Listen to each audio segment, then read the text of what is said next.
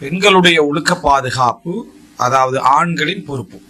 பெண்களுடைய ஒழுக்க பாதுகாப்பு என்பது ஆண்களின் பொறுப்பு அப்படி என்ற கோணத்துல நம்ம சொல்ல வருகிறோம். இதுல பெண்களுடைய ஒழுக்க பாதுகாப்பு ஆண்களின் பொறுப்பு அப்படின்னு சொல்ற சந்தர்ப்பத்துல அப்ப ஆண்கள் ஒழுக்கமானவர்கள், ஆண்கள் ஒழுக்கத்துல கெட்டு போக மாட்டாங்க என்ற அடிப்படையில் இது பேசப்படலை.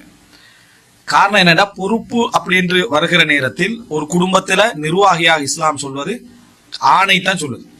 ஒரு கணவன் மனைவி அப்படின்னு வார டைம்ல கணவனை சொல்லுது. அதே போல ஒரு குடும்பத்துல ஆண் மகனை சொல்லுது, தந்தையை சொல்லுது.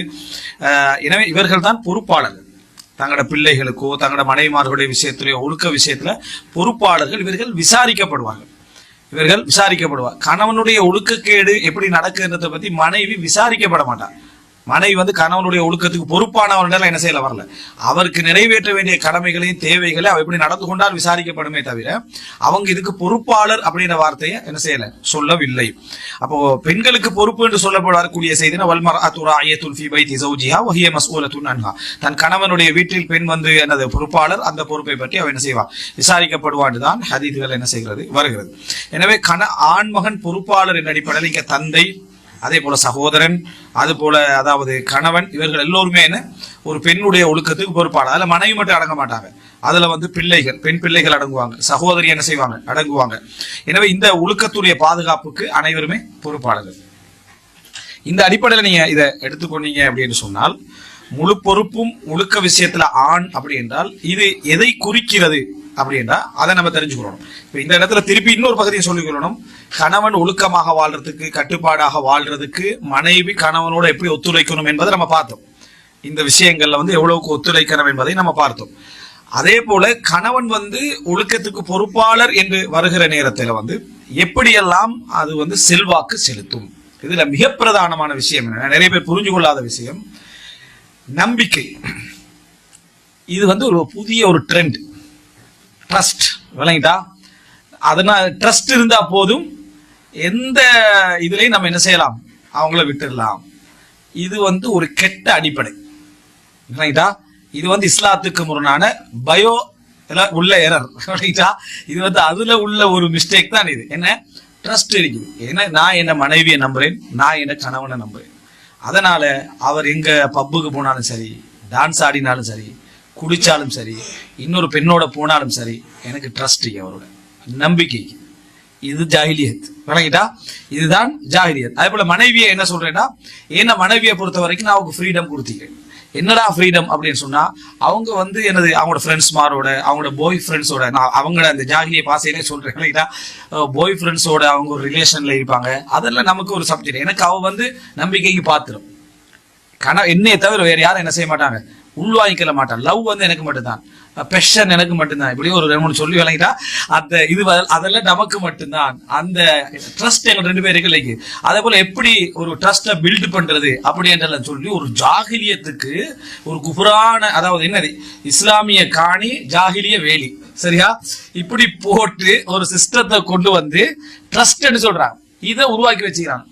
மகள் எங்க படிக்கிறா அப்படின்னு கேட்டா என்ன சொல்றாங்க, மகளை பொறுத்த வரைக்கும் என்ன, அவ எங்கேயும் போவா, நைட் 1 மணிக்கும் வருவா, 2 மணிக்கும் வருவா, ஏந்த மகள்ல எனக்கு நம்பிக்கை. இப்படியே மகளை சொல்லிடுறது, மகனே அப்படி சொல்லிடுறது. சில பெற்றோர்கள் சில டைம்ல உங்களோட புள்ள இப்படி ஒரு சப்ஜெக்ட் ஒன்று கேள்விப்படுது பாருங்க, அல்ஹம்துலில்லாஹ் ட்ரஸ்டோட வளர்த்திக்கிறேன். நினைக்கிட்டா அந்த நம்பிக்கை எனக்கு அப்படியே இருக்கு. அவங்க எங்க இருந்தாலும் சரி, சாராய கடையில இருந்தாலும் சரி, நான் நம்ப மாட்டேன். அவங்க குடிச்சேன்னு சொல்லி என்ன செய்ய மாட்டேன், நான் நம்ப மாட்டேன். போகலாம், அவங்களோட ஃப்ரெண்ட்ஸ் மாதிரிலாம் இருப்பாங்க, மோசமான ஃப்ரெண்ட்ஸ் இருப்பாங்க, என்னது அதெல்லாம் அவங்களோட என்ன, அதாவது ஆட்டிடியூட். விளையிட்டா அது அவர்களுடைய ஒரு இது. அதனால அது அவங்களோட போறது வாரது, அதை பத்தி எனக்கு எந்த பிரச்சனையும் இல்லை. என்ன மகள் எனக்கு நம்பிக்கைக்கு, நாங்க 1000 பேரோட பழகுறதுல முக்கியம். இது நீங்க இப்ப பாப்பீங்க புதுசா. இது எங்கிருந்து வருதுன்னா, அந்த சினிமா உலகத்திலிருந்து, சினிமாவோட சம்பந்தப்பட்டதுல வருது. அது எங்கிருந்து வருதுன்னா, அந்த வெஸ்டர்ன் பயோல இருந்து என்ன செய்து வருது. அவன்ல எப்படி இங்க கொண்டு வந்து சேர்க்கிறான்னு சொன்னா, எல்லாம் அது அல்லாஹ் சொல்றானே, அத்தவாசௌ பிஹி அம்ஹும் கௌமுன் தாகூன். நபிமார்களை ஒரே விதமா எதிர்த்தாங்க, உங்கெல்லாம் ஒன்று கூடி பேசிக்கின்றாங்களான்னு கேட்கிறான்ல. அந்த நூகல் சாத்தை எதிர்த்த ஒரு மாதிரிதான், ரசூலாங்களை எதிர்த்த ஒரு மாதிரிதான். அத்தவாசௌ பிஹி என்றா அல்லாஹ் இதுல சொல்றானே, வல்லாசிர்ல முஸ்லிம்களுக்கு வத்தவாசௌ பில் ஹக். அது மாதிரி அத்தவாசௌ பிஹி, அவங்க இதை ஒருவருக்கு ஒருவர் உபதேசிச்சு கொண்டாங்களா. நான் ஃபர்ஸ்ட் பரம்பரை நான் இப்படித்தான் எதிர்ப்பேன், 2ஆம் பரம்பரை நீனு அப்படி எதிர், 3ஆம் பரம்பரை நீ அப்படி எதிர், அப்படி சொன்ன மாதிரி ஒரே விதமா என்ன செய்யறாங்க, நபிமார்களை எதிர்க்கிறார்களே இப்படியே அல்லாஹ் தஆலா அதை விளங்கப்படுத்துறதுக்கு சொல்றான். அதே மாதிரி அங்க இருந்து எல்லாமே இப்லீஸ் தானே தலைமைத்துவம், லீடர்ஷிப் வந்து இப்லீஸ். அப்ப இப்லீஸ் தலைமைத்துவத்துல வந்ததுனால இந்த சிந்தனை போக்கு அப்படியே வந்து ட்ரஸ்ட் அப்படின்னு சொல்றது. அப்ப இந்த ட்ரஸ்ட் என்ற விஷயத்தை பொறுத்த வரைக்கும் இது வந்து இந்த தலைப்புக்கு எதிரானது. எது இந்த தலைப்புக்கு எதிரானது? என்ன தலைப்புக்கு எதிரானதா? ஆண்களுடைய பொறுப்பு அப்படி என்ற அந்த தலைப்புக்கு எதிரானது. பொறுப்புண்டா சட்டத்தை, மார்க்கத்துடைய வரைமுறைகளை, விதிமுறைகளை அப்படியே பேணணும், அதான் பொறுப்பு. அதுக்கு உள்ளதான் ட்ரஸ்ட் இருக்கணும், அதுக்கு உள்ளதான் நம்பிக்கை என்ன செய்யணும் இருக்கணும். அந்த ஹுதூதுகள் இல்லாம நம்பிக்கை தாண்டி என்ன செய்யக்கூடாது, போகக்கூடாது. போறது 2-3 விதமான பாதிப்பு ஏற்படுத்தும். ஒரு பாதிப்பு என்ன அப்படின்னு சொன்னால், அநியாயமாக இருந்த நம்பிக்கையை உடைச்சிடும். இன்னொன்று, நல்லா இருந்தவங்களை கெட்டு போக வச்சிடும். நல்லா வாழ்ந்துட்டு வந்தவங்களை கெட்டு போக வச்சிடும், அழிச்சிடும். ஏற்கனவே நல்லா எழுதிப்பாங்க. நீ ட்ரஸ்ட் என்று சொல்லி நல்ல நம்பிக்கை இருக்கேன்னு சொல்லி அந்த பவுண்டரிகளை திறந்து கொடுத்தோன்னே நல்லா இருந்தவங்களுக்கு கெட்ட சூழலை கொடுத்து நாசமாக்குற வேலையை நீ என்ன செஞ்சிருவாய், அதுல செஞ்சிருவாய். அப்போ இந்த மாதிரியான பாதிப்புகள் அதுல வர ஆரம்பிக்கும், அந்த பகுதியில வர்றதுக்கு என்ன செய்ய ஆரம்பிக்கும். இப்ப இது வந்து இப்ப ஜாகிலியத்துல ஏற்படுத்தப்பட்டிருக்கக்கூடிய ஒரு விஷயம். எனக்கு நம்பிக்கையோடு இது வந்து தெரியாம நிறைய பேர் செஞ்சுட்டு, அதாவது நல்ல மக்கள் கூட, குர்ஆன் மார்க்கத்தை பேசக்கூடிய மக்கள் கூட தெரியாம எனக்கு நம்பிக்கை அப்படின்னு நம்பிக்கிறதுல பிழை இல்லை. நம்பிக்கையை கெடுத்துக்கொள்ளவும் கூடாது. ஒரு மனைவியை நம்புறது, கணவனை மனைவி நம்புறது, அதெல்லாம் இருக்கணும். ஆனா அது எதுக்குள்ள இருக்கணும்னா ஹுதூது ஷரா, மார்க்கத்துடைய எல்லைக்குள்ள இருக்கணும். ஒரு கண்காணிப்பு இருக்கணும். மனைவி கணவன்ல ஒரு கண்காணிப்பு இருக்கணும், கணவனுக்கு மனைவியில் ஒரு கண்காணிப்பு இருக்கணும், பிள்ளைகள்ல ஒரு கண்காணிப்பு என்ன செய்யணும் இருக்கணும். ட்ரஸ்ட் முழுமையா போறது அது பிழை, நம்பிக்கை இருக்கிறது பிழை இல்லை. அதை எந்த அளவுல நம்பிக்கை இருக்கலாம் என்ற பத்தி நான் அடுத்தது சொல்றேன். நம்பிக்கை இருக்கிறது பிழை இல்லை, நம்பிக்கை மட்டுமல்ல பாதுகாப்பு. நீங்க மார்க்கத்தை படிச்சு கொடுத்தீங்க என்றது மட்டுமல்ல பாதுகாப்பு, பொறுப்பு பாதுகாப்பு. பொறுப்பு பாதுகாப்பு என்பதை புரிஞ்சுக்கிறோம். அதுக்காக வேண்டி இப்ப கெட்டு ஒரு நல்லா இருந்தவங்க கெட்டு போயிட்டாங்கன்னு சொன்னா நீங்க நினைச்சிடப்படா நான் நம்பினேன், அதுதான் எப்படி வந்து முடியும் தெரியுமா? நம்பிக்கை துரோகம் செஞ்சுட்டாங்க, நம்பிக்கை துரோகம் செஞ்சுட்டாங்க. இப்படி செய்வாங்க நான் எதிர்பார்க்கவே இல்லை. எவ்வளவு நான் வந்து நம்பினேன், அவ்வளவு ஓப்பனா விட்டுருந்தேன், அவ்வளவு சுதந்திரம் கொடுத்திருந்தேன். அவங்க நீ என்றைக்கு சுதந்திரம் கொடுத்தாயோ அன்றைக்கு நல்லவங்களா தான் இருந்தாங்க. கொடுக்குற டைம்ல நீ நல்லவங்களா இருந்தா, அவன் நாசமா போறதுக்கு உன் ட்ரஸ்ட் தான் காரணம். சோ நீ வந்து கெடுக்கிறதுக்குரிய ஊடகமாக, வழிமுறையாக இப்லீஸ் உனக்கு தந்ததுதான் ட்ரஸ்ட், நம்பிக்கை அப்படின்னு சொல்ற பகுதி. எனவே இதை புரிஞ்சுக்கணும். அவங்க நீ நம்புற காலத்துல நம்பிக்கைக்காக தான் இருந்தாங்க. ஆனா அந்த நம்பிக்கையை எப்படி பயன்படுத்தணும் நீங்க தெரியாததுனால என்ன செஞ்சுட்டு இது போயிட்டு. இப்ப நான் ஏற்கனவே சொன்ன சம்பவம், அஸ்மா ரலியல்லாஹு வீட்டுக்கு 2 பேர் 2-3 பேர் வந்திருக்கிறாங்க. சாதாரணமா பேசிட்டீங்க. அபூபக்கர் உள்ளத்துல என்னது இது வந்து அபூபக்கர் எப்படி சொல்லல அஸ்மாட்ட பேத்து, உங்களுக்கு ஏதாவது சந்தேகம் வருதா அப்படின்னு, உன்னை உசிரே போனால் நான் மறக்க மாட்டேன். உன்னை நம்பிக்கையை பொறுத்தவரை என் உள்ளத்துல என்ன சதையும் பேசும், ரத்தமும் பேசும். வெட்டி போட்டா கூட அப்படி இப்படி என்னது இந்த டயலாக் பேசி பொய்யிலே இந்த காதல் தலைப்புல வரக்குள்ள உங்களுக்கு விளங்கும்.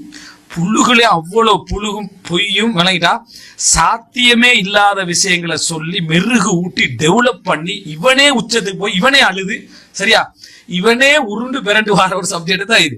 அப்படி ஒன்று உலகத்துல எல்லாம் இல்ல, உசுறு எல்லாம் அப்படி எல்லாம் போற அளவுக்கு எல்லாம் அப்படி இல்லை. ஆனா அப்படி உணர்ச்சி என்ன செஞ்சிரு, எக்ஸைட்மெண்ட் வந்து அப்படியே கொண்டு போய் சேர்த்து அப்படி என்ன ஷேர் பண்ணி கொள்றது, இந்த கருத்தை ஷேர் பண்ணி பொய்யா அதை நம்பிடுறது. அது ஒரு அனுபவசாலிக்கு தான் விளங்கு, ஒரு 40-50 வயசு அடைஞ்சவனுக்கு தான் தெரியும். சும்மா என்னது இது சும்மா பேசப்படுற விஷயமே தவிர நம்ம வாழ்க்கைக்கு ஒத்து வராதுன்றது அவனுக்கு மட்டும்தான் விளங்கும். ஆனா இது 20 வயசுல 18 வயசுல இது அப்படியே கொடுத்த உடனேயே அவங்க செத்து தான் வாரான், அவளும் செத்து தான் வாரான், கடைசியில சாவுதான். இந்த மாதிரி ஒரு நிலவுக்கு என்ன செய்யுது வரக்கூடிய நிலைமை நம்ம என்ன செய்யறோம் பார்க்கிறோம். அப்ப இந்த ட்ரஸ்ட் என்ன செய்யும்டா, கெட்டு போறதுக்கு காரணமாக ஒன்னே வர அபூபக்கர் அப்படி சொன்னாரா சொல்ல உடனே நேர் ரசூல் உண்மையிலே அஹ்லாக்காலையும் பண்பாலையும் தக்வாவாலையும் உயர்ந்தவர் அபூபக்கர்.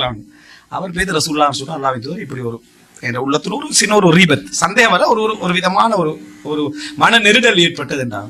ரசூலுல்லாஹி சொல்லுங்க அபூபக்கரே ட்ரஸ்ட் விளங்கிட்டா நம்பிக்கை. அஸ்மா யாரு, நீங்க இப்படி செய்யலாமா, அவங்க ஹிஜ்ரத் போயிட்டு வந்தாங்க அப்படி வந்து அதை நீங்க வச்சுக்கணும், இப்படி செய்யக்கூடாது, அப்படி பாருங்க நான் இருக்கிறேன் சரியா அப்படின்னு ரசூலா முன்மாதிரி சொல்லி அவரை சொல்லி இவரை சொல்லி அப்படி எல்லாம் ரசூலா ஒன்றும் சொல்லல. உடனே ரசூலா எக்ஷன் எடுத்தான். எக்ஷன்ல அஸ்மா அவங்களும் சிறந்தவர்னு சொன்னாங்க, அபூபக்கரும் சிறந்தவர்னு சொல்லிட்டாங்க. அபூபக்கர் தக்குவாவால சிறந்தவர், ஈமானால சிறந்தவர், என் உம்மத்துக்கு தாரு. அஸ்மா இல்லாங்க அந்த அந்த குணத்தை விட்டும் மிக தூய்மையானவர். ஆனா அந்த ட்ரஸ்ட் வந்து நிக்காது. அதனால சட்டத்தை போட்டாங்க ரசூலா.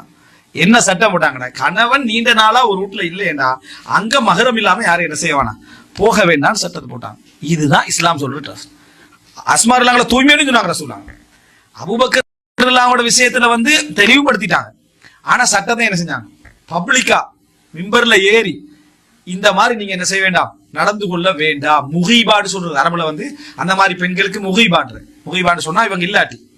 அப்ப அப்படிப்பட்ட ஒரு சட்டத்தை ரசூலுல்லாஹி ஸல்லல்லாஹு அலைஹி வஸல்லம் என்ன செஞ்சாங்க, அதுல போட்டாருன்றதை நம்ம பார்க்கிறோம். இது அந்த நம்பிக்கை, ரெண்டு பேருக்குள்ள ட்ரஸ்ட் வந்து என்ன வேற லெவல்ல இருக்குது. அதெல்லாம் இந்த உலகத்துக்கு புரிஞ்சுக்கல இயலாது. வணங்கிட்டா இது வந்து என்ன ஒரு வானலோக அளவுக்கு உயரமான பேச்சுக்கள். அதால சொல்லி காட்டுற அந்த மாதிரி ரெண்டு பேருக்கு இடையில சும்மா என்ன செய்யற அல்லந்து விடுறது. அல்லந்து விட்ட உடனேயே அவளும் அதை நினைச்சு அழுது, இவன் நினைச்சு அழுது, பிரச்சனை கிளியர்லாம் போறது. இவன் வெளியே போறது எப்படி தெரியுமா, நடந்திருக்குமோ தெரியாது, ட்ரஸ்ட் பேசினது ஃபுல்லா ட்ரஸ்ட். ஆனா வெளியே போற டைம்ல மனசு ஃபுல்லா கலக்கம், என்னது நடந்தோ யாருக்கு தெரியும். இதை நம்ம அன்றைக்கு சொன்னது இந்த வரைக்கும் இழுத்து சொல்ல வேண்டியது. என்னைக்கு சொன்னது, காதல் காலத்துல சொன்னது அது 3-4 வருஷத்துக்கு இழுத்துட்டு போக வேண்டியது.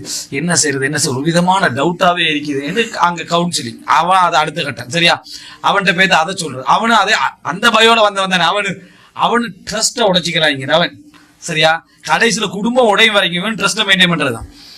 இந்த மாதிரி ஒரு தவறான ஒரு ரசூல் ஸல்லல்லாஹு அலைஹி வஸல்லம் எப்படி சொல்றாங்க ஆயிஷா அவங்கள்ட்ட, ஆயிஷாவே நீங்க ஆதமுடைய பிள்ளைகளில் ஒருவர், நீங்க பிழை செஞ்சிருந்தீங்கன்னா அல்லாஹ்ட்ட பாவ மன்னிப்பு தேடுங்க. போச்சு ட்ரஸ்ட். பிழை செஞ்சிருந்தீங்கன்னா அல்லாஹ்ட்ட பாவ மன்னிப்பு தேடுங்க. நீங்க தூய்மையானவங்களா இருந்தீங்கன்னா அல்லாஹ் உங்களை தூய்மைப்படுத்துவான். இப்படி பேசுங்க. இது அந்த அவங்களுக்கு நம்ம வந்து, அதாவது ஆண்கள்ட்ட பொறுப்பு என்ன இடம் இதுதான். நம்ம அவங்ககிட்ட சொல்ற சந்தர்ப்பத்தை அவன் பொறுப்போட ஈரான்னு விளங்கணும். விளங்கிட்டா இது என்னன்னு சொன்னா, அவர்களோட முழு விருப்போட ஈகிற மாதிரியே ஒரு விஷயத்தை காட்டி அந்த சப்ஜெக்டுக்குள்ள வர அவள் சைத்தான் வருவான். சைத்தான் வந்து அவன் நம்புவான் அப்படி இவள் நல்லவளை நாசமாக்கிடுவான் சைத்தான் சரியா. அப்ப அந்த ஏகனை கெட்டு போயிருந்தான் அர்த்தம் இல்ல. நீ பாதுகாப்ப நிறுத்திங்க. இங்க வந்து யாரும் 100% இன்னொரு ஒருவருக்கு 100% பிறக்கல.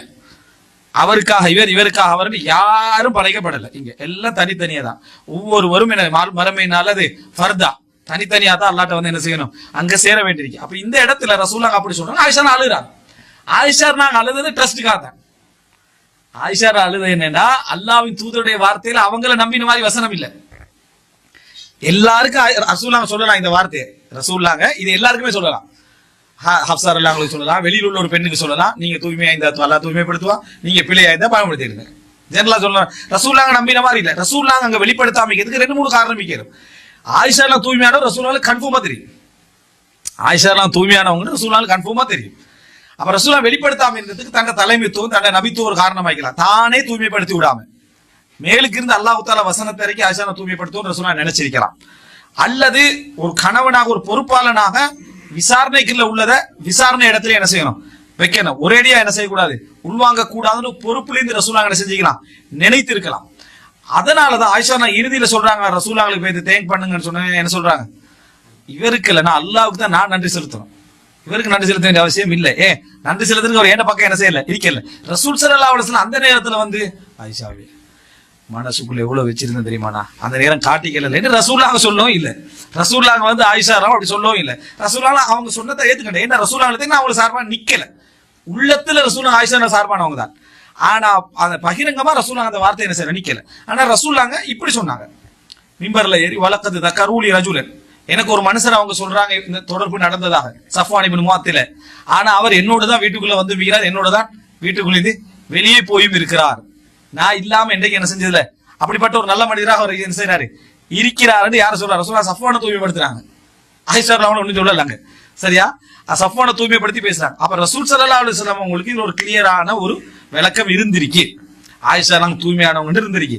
ஆனா சொல்ற நேரத்துல இந்த மாதிரி என்ன செஞ்சாங்க சொன்னார்கள் அப்படின்றத நம்ம என்ன செய்யறோம் பார்க்கிறோம். அப்ப இந்த இடத்துல ஆயிஷா இல்லாம ஒரு அன்சாரி பெண்ணை நான் மறக்க மாட்டேன்ன்றாங்க. ஒரு அன்சாரி பெண்ணை நான் மறக்க மாட்டேன்றான். ஏன், நான் சோகமா இருந்து கண்ணீர் வடிச்சிட்டு டைம்ல என்னோட வந்திருந்து என்னை பார்த்து அழுதாவ, அவன் அழுதுட்டு போனா அவன் நான் மறக்க என் வாழ்க்கையில என்ன செய்ய மாட்டான், அவங்கள மறக்க மாட்டேன் அப்படின்னு ஆயிஷா சொல்றாங்க. அப்ப அந்த ஒரு மனிதனுக்கு நல்லவனுக்கு வந்து நம்பாம ஒத்தன் இருந்தா வலிக்கும். ஒரு நல்லவங்களுக்கு நம்பாம இருந்தா வலிக்கும், சந்தேகமே இல்லை. ஆனா நல்லவர்களை பாதுகாக்கிறதுக்கு அந்த நம்பிக்கையை நம்ம மார்க்க எல்லைக்குள்ளால கொண்டு போகணும். எங்களோட உள்ளத்துக்குள்ள எவ்வளவு நம்பிக்கை இருக்கணும், ஆனா அவங்களுக்கு மார்க்க எல்லை போட்டு தான் நம்ம என்ன செய்யணும், கொண்டு போகணும். உன்னை நம்புறேன், நீ தாராளமா போகலாம், கை தவுத்துரு, நீ எங்கேயும் போகணும் என்ன செய்யக்கூடாது, சொல்லக்கூடாது. நீ கெட்டு போக வைக்கிறதுக்கு அது மெயின் ரீசனாக இருக்கும். இப்படி நல்ல ஒழுக்கமான சில பெண்களை திருமணம் முடிக்கிறான். முடிச்சிட்டு இந்த இஸ்திராக அங்க இங்க எல்லாம் ஒன்று கூட ஃபன் எடுக்கிறதுக்கு போறது. அங்க போய்த்து இவங்க எல்லாரும் ஒன்றா பழகிறது. வைஃப்ட சொல்றது, நீ ஒன்னு யோசி, உன்னை நான் வந்து என்ன செய்றேன் 100% நம்புறேன். நீ வந்து என் ஃப்ரெண்ட்ஸ் மாதிரி பேசினாலும் சரி, குடும்பத்துல யார் அவங்க பேசினாலும் சரி, நான் எதுவும் நினைப்பேன் நினைக்காது. எனக்கு வந்து நீ வந்து என்னோட பிறக்காத ஒரு சகோதரி மாதிரி நினைக்கிட்டா, அந்த மாதிரி எதையாவது சொல்லிடுறது. சொல்லி அந்த பெண்ணும் உண்மையிலே இந்த கணவனுக்காக தான் இருப்பா. பேச யாராவது ஒரு ஷேர் பண்றது பேசுறதுக்காக பேசுவா. உண்மையிலே அவன் நல்ல முறையில தான் இருப்பாங்க, நல்ல முறை தான் பேசுவாங்க.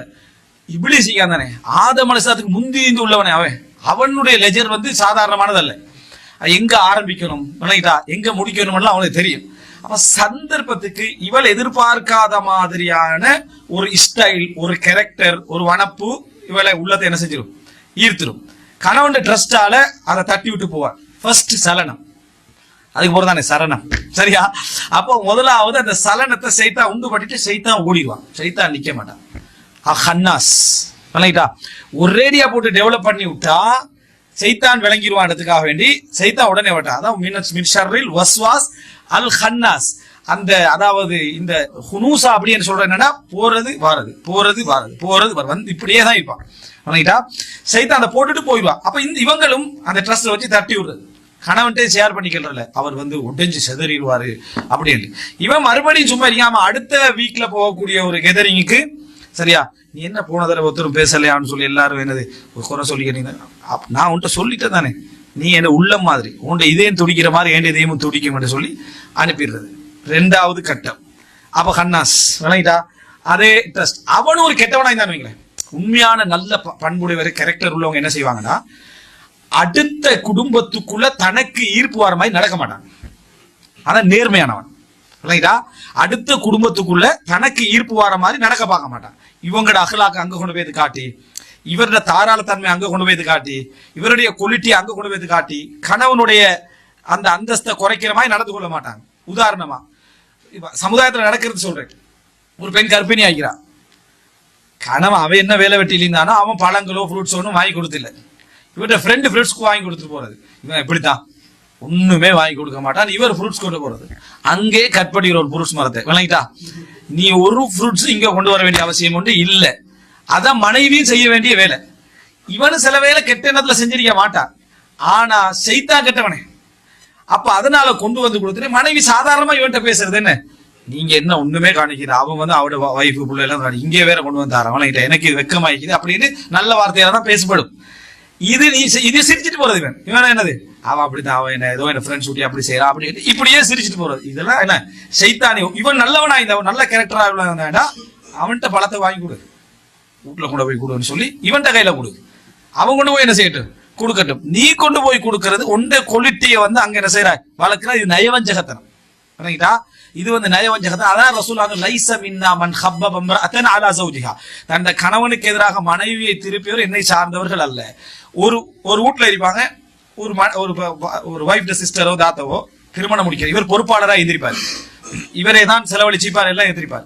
ரெண்டாவது அந்த தங்கச்சி திருமணம் முடிக்கிற டைம்ல வாரவன் யாரா இருப்பான்னு சொன்னா ஒரு கஷ்டப்பட்டவன் வந்திருப்பான், நல்லவன் கஷ்டப்பட்டவன் வந்திருப்பான். கஷ்டப்பட்டு வந்த உடனே அந்த ஏற்கனவே உள்ள பழக்கத்துக்கு மைனி என்ன செய்வானா, மச்சாண்டே கேட்கறது, அது இருந்தா தாங்க இவர் தாராளமா கொடுக்கறது. அதுக்கு பிறகு அந்த கணவரிக்கார் தானே, அவர் வந்து என்னது தபால்காரர் லெவலுக்கு ஆயிடுவார். ஏன், அவருக்கு கஷ்டப்பட்டு உழைச்சி ஒரு 30,000 சம்பாதிக்கிறார்.